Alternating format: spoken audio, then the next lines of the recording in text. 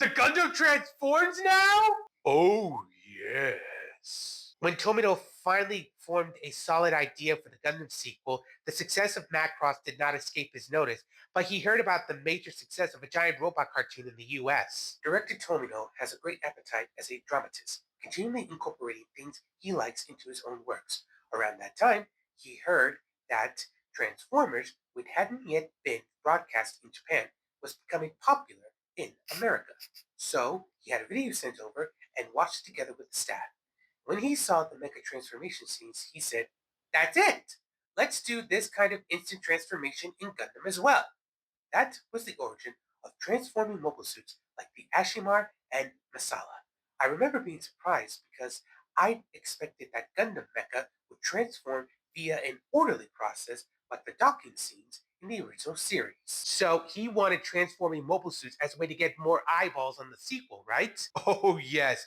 Tomino knew on a certain level he had to elevate what made people pay attention to Gundam in the first place. Sounds like he succeeded on that front based on how you sound. That's because the sequel does live up to its hype among mecha fans, and the work Tomino and the crew put into it proves it. Who else returned? Kunio Okawara returned to Gundam after working on not just a couple of Tomino-directed anime, but also on other mecha anime such as Trider T7, Armored Trooper Photons, Future Policeman Urashiman, Panzer World Galient, Super Robot Galette, and Blue Comet SPT Lasner. Sounds like he built up quite the resume after Mobile Suit Gundam. It is also important to note that Tomino wanted more young people to work on the sequel, not just to cultivate new talent, but he also wanted to increase the scale of his story. Makes sense. More hands on deck means getting more of what he wants done. True, but that wasn't the only reason. Could you elaborate? What Tomino wanted for the sequel, there were certain elements and ideas some of the old guard felt they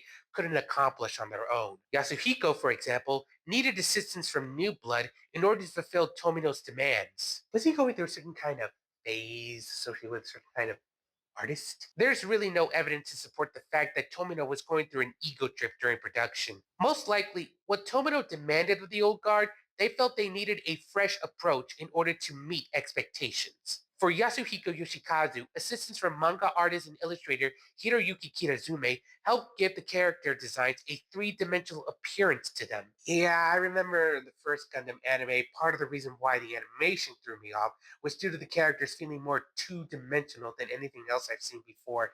I mean, I know it's animation, but there should be a limit. You're not wrong, but back to what we were talking about.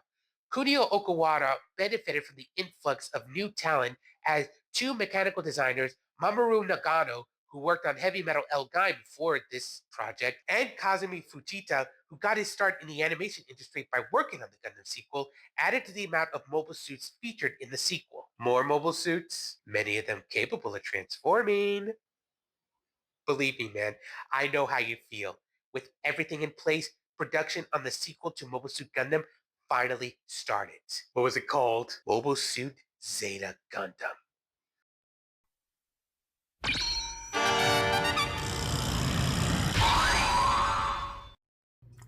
Don't forget to like, subscribe, and turn on notifications. I really appreciate your support in helping the channel grow.